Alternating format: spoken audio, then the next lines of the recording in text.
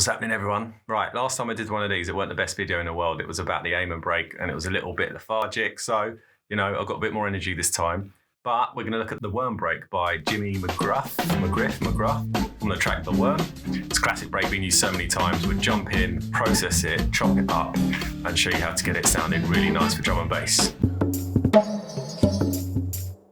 Right, we are in Cubase 10. And here is the break. This is the original break. As you can see, a lot of the information is on the left, not the right. So the first thing to do is decide whether or not we want to make the left channel the same as the right the same as the left, or we want to merge the two. I'll show you what it sounds like by doing each. We're going to right-click, Control right-click if you're on a Mac, and processes, stereo flip.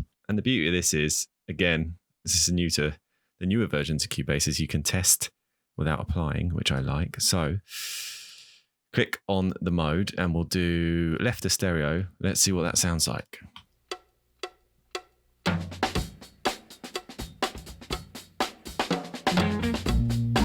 So that is the left on both sides, basically. That's what you're hearing. I should have probably played it to you with it off, right? So let's just remove that. Let's play it again. So this is the original.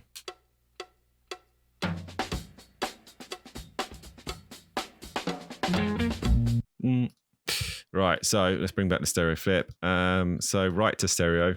What information have we got? Not a lot. This looks like a kind of room mic. Yeah, which it is. So that's not much use to us, but there's some nice information there. So I would go for the merge. So this is going to merge both together. That sounds nice.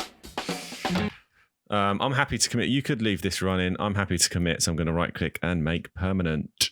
Yes. And that is step one.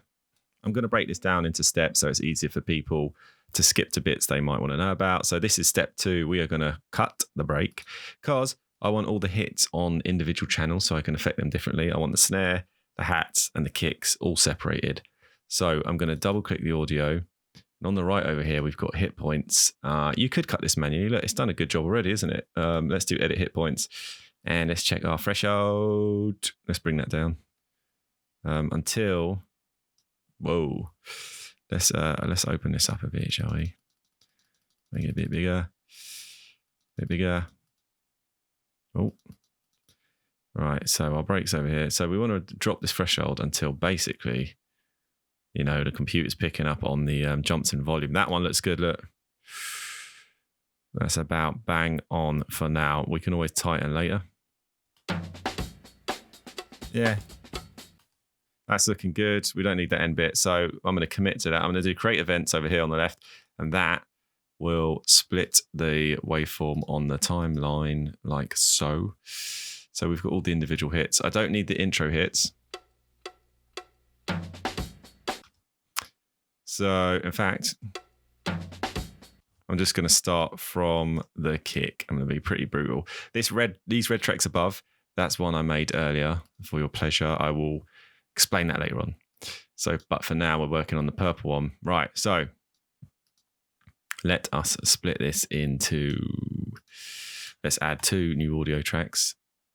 We want one for the snare, one for the percussion, maybe a separate one for the hats. We'll get to that. And whilst we're doing this, my tempo is set to 174, so we can kind of start to arrange at the same time, right? Actually, what I might do that is all on the same channels. It's easier visually, actually. No other reason than that. And we'll just work one bar at a time. This may be all out of whack, but you're only going to know once you play it. Right, so I'm going to alt click up there, and I'm going to command click up there, and that lets me set a loop. And that was a lucky guess. Right, look, so you can see some of them are a little bit loose, can't you? If we zoom in, look, you probably want to tighten that up a touch. But we'll come back to that. Don't worry about that for now. It's not important. What's important is separating. So let's separate the snares. Bosh, we know they're snares. There's a nice sort of cowbell there. I do love a cowbell, underrated. Let's bring these down. So we've got hats separate now. Let's just solo these and listen. Right, there's a bit of a, what's it called? Ghost snare there. I might keep that on the snare channel.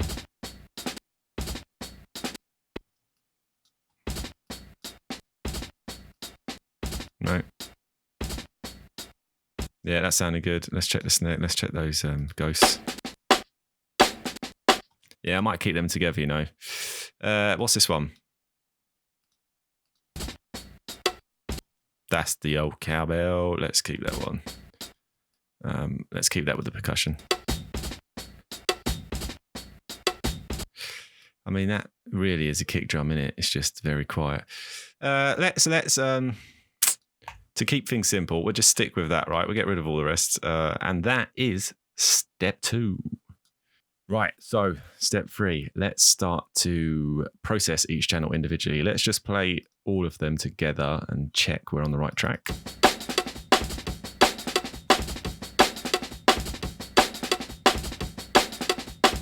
Yeah.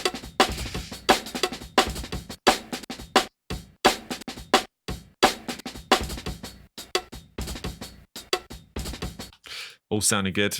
Right, so probably start with the kick. What I'm gonna do is let's look at a basic EQ first. Probably just roll off some of the very muddy bottom. I like to do my kicks in mono, but then we've kind of made this, we've merged the left and rights, but I still might do it anyway. So I'm gonna, quick way to do it in Cubase, I'm gonna click this little drop down here and I'm going to go to stereo combine panel. And what I can do is just put 0 in each value, 0 for left, 0 for right. We're in mono. Right, and you can see this little gain, pre-gain here, use this for gain staging a lot. It's really useful. If you can't see it on your project, F3, right? Where are we? This is massive. Top right, click on racks, click pre, and then you'll get it up here as well, and you can use the gain up there, but actually it might always show the gain on the other view, so ignore me. Right, so kick. You can hear the second kick is, you know, quite a bit quieter than the first. We could use compression, or we could use this beautiful modern thing called volume. And our ears. Yeah. Right, so EQ. I'm going to use FabFilter Pro Q2 because I am a big fan.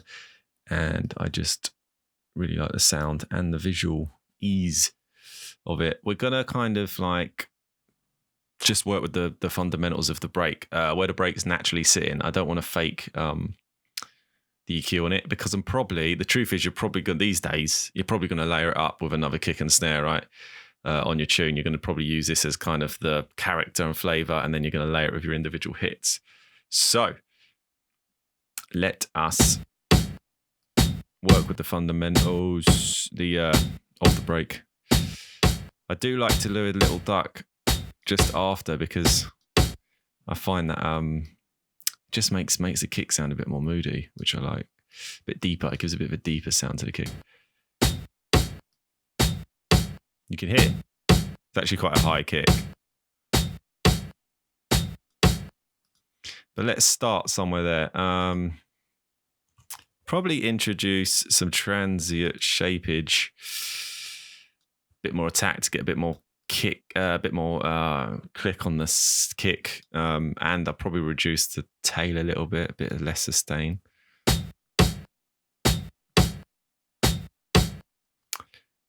Sounding good. Let's look at a touch of compression. My go-to is Wave CLA 76. I love it.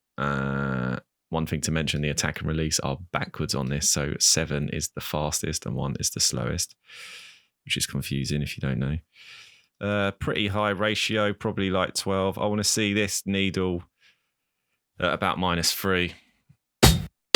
Let's turn the output down so we're not tricked by volume. That's going to tame that second one a bit as well, isn't it? There's a lot of top end in these because you've got that, you've got that hat here. You can see it here on the second kick. We could, if we wanted, we could just kind of give it a little nudge. Nothing too drastic. I don't like being drastic with any EQs. I'm not that kind of producer. I like, well, for those of you that know my music, I like to keep it quite simple, not too technical. Right, snares. Same principle. Look at all this muddiness down here. Don't want to overdo it though, because we lose the character of the break, right? But you know, we're just helping the mix down, and also when we layer again, like I was saying earlier, it's going to help.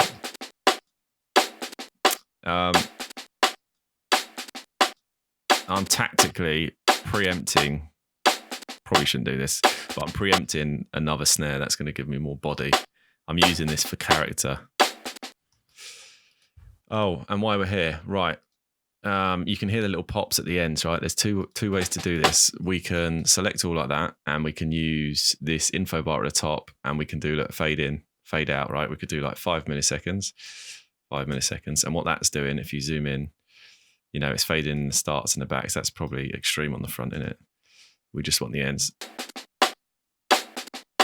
That's sounding nice. There is another way to do it. You can go to Project, Auto Fade Settings, and this is a non-destructive way of doing it, right? So we could do Auto Fade Out 5, and anything you cut is going to do it. The only thing is, it doesn't show you visually.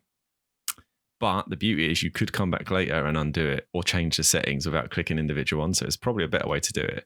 So that, what I just did there would have done it to all of these, to everything, but you just can't see it. If I solo these, you'll hear that it doesn't pop at the end. Right.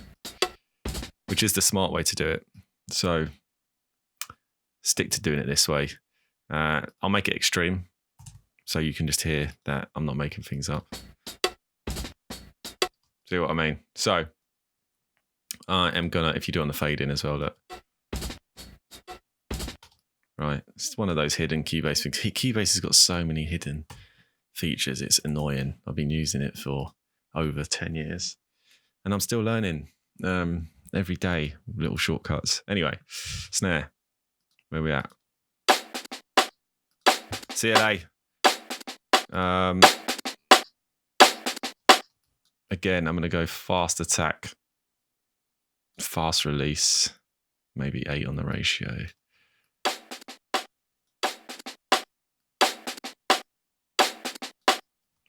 Just tidying it up, you know, nothing too crazy. Right, let's do a kick and a snare now. Starting to sound nice. And then finally, the percussion layer. You know, I'm probably going to roll off most of that because I just want that lovely top end. The cowbell's probably a bit loud. I might not do much more than that. Sound imbalance. Let me just turn my headphones on.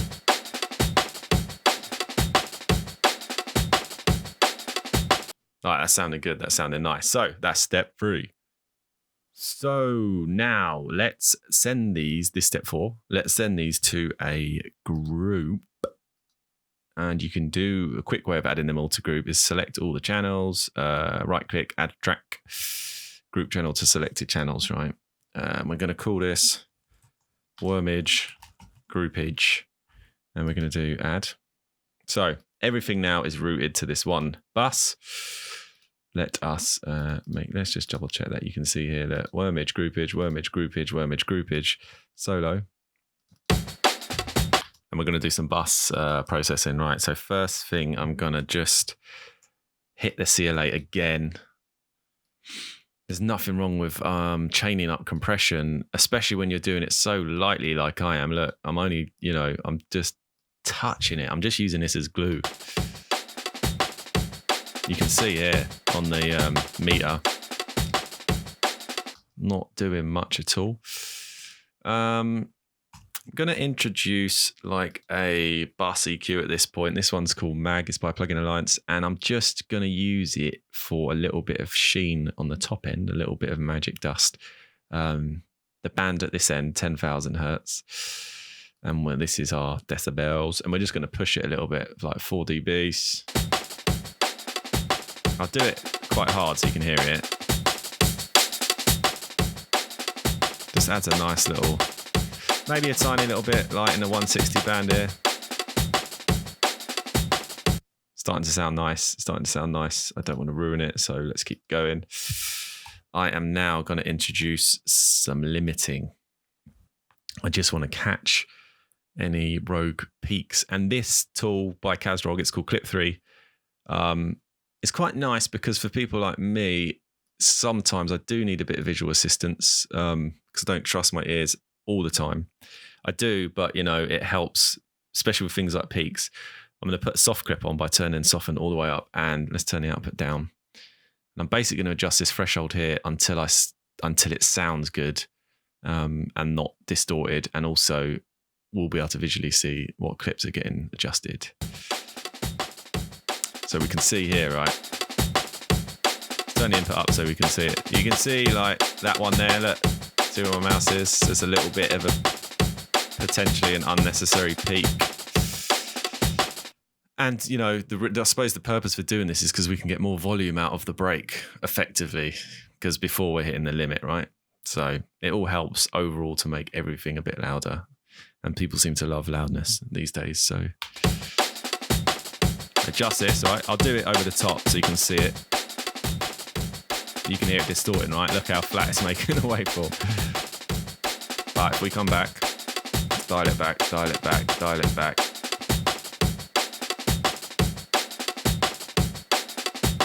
Sounding nice. There, look. You can still see there's a lot of dynamic in my break there, but I've just tidied up those tops. And audibly, you can't really hear any damage. We'll turn it off. Bypass. You can see now, look, with bypass on, it shows you the original waveform. Now look at the difference when I turn it on. It's getting a bit more volume out the old break, but still dynamic. So I like that. I like that a lot. At this point, you could introduce harmonic distortion. So you could look at something like Oxford Inflator. It's a well-known one, which effectively is adding harmonic distortion. The thing is, it's an old break. It has a lot of harmonics in it already. So I'm not going to do it. But if you were using it on its own, maybe you might. But I'm going to be layering this break, so I probably wouldn't do it. What I definitely would do is add a effects track, effectively a send, and just add a dash of reverb. I do it as a send, so I've got more control. So what we want to do, what I've done there is I've added Valhalla Vintage Verb, and there's a couple of presets that I love. Short drum room. I'm going to turn the decay and the pre-delay all the way down, right? Low cut. I don't want any kind of bottom end reverb, just in the top. So we're going to go like 500 up, give or take. You could, guarantee that by low passing that send, so no information comes through if you didn't trust the plugin. And then we go back to the group and we go to sends and we send to FX2. That's what it's called. Turn it on. Pre or post fader. We're going to stay pre because if you do post effectively, we can hear the reverb on its own. I can turn the fader down on the group, but I can still hear the signal. Check it out. You can hear it on its own, right? And then we can start to play with it. You'd be like, is that the right sound? Maybe not.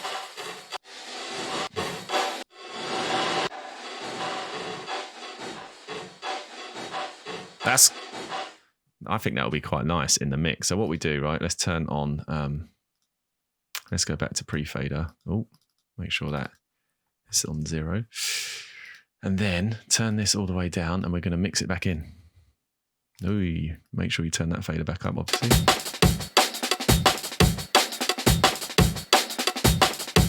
Micro. There we go, look. Tiny bit of glue. And I think that's step 4. Could have been step 5, who knows. That little tiny bit of glue, though, just brings the break together. And all of a sudden, you've got a really nice sounding worm. Perfect, ready for a tune. What I would also do, what I would really advise to do at this stage, and I wish I'd done this throughout all the years I've been making tunes, is now save this. And it also, doing things like this on days where you're not being that creative or nothing's really coming out. You're trying to make tunes that ain't happening. This is a great thing to do, right? Because it's boring, it's laborious, it's technical. Just spend 2 hours. So you feel like you've done something. Spend 2 hours just preparing breaks. And because what you would do now, what I could do now is save this project as Worm Break, and then you can see it's already called Worm Break 2. Look, and then just load it up when you got a tune. You're thinking, you know what, Worm Break would sound sick. Load this up or import. The beauty of Cubase is actually you could just import these 5 channels into a new project with all the settings, with the complete signal path, and you're ready to go. It just speeds up your process when you are creative and it's flying out. Like, I think a mistake some people do is they spend hours on being technical whilst they're in the flow state. And when you're in the flow state, you really just want to flow. You don't want to be bogged down by all this technical shit. Like, that's the point where you go, bosh, bang in a Worm Break. Let's see how it goes. Next, move on. Next sound. And on the days you're not feeling like that, this is the perfect thing to do. I am rambling now. Right, so we've got a really good Worm Break, right? So above is one I made earlier. So I'm going to mute the ones we just did, and I'm going to unmute the previous ones because I want to show you what it sounds like now if we start to introduce it in the mix. So I've got some like kicks and snares here. Look. Bloody hell, there's a lot of reverb on that, isn't there? And then they're going to back up my worm. You can see here we've got the worm kick, snare, hi-hat. I spelled snare wrong there. And that I'm just bringing out the worm more by backing it up. So let's play. All the characteristics.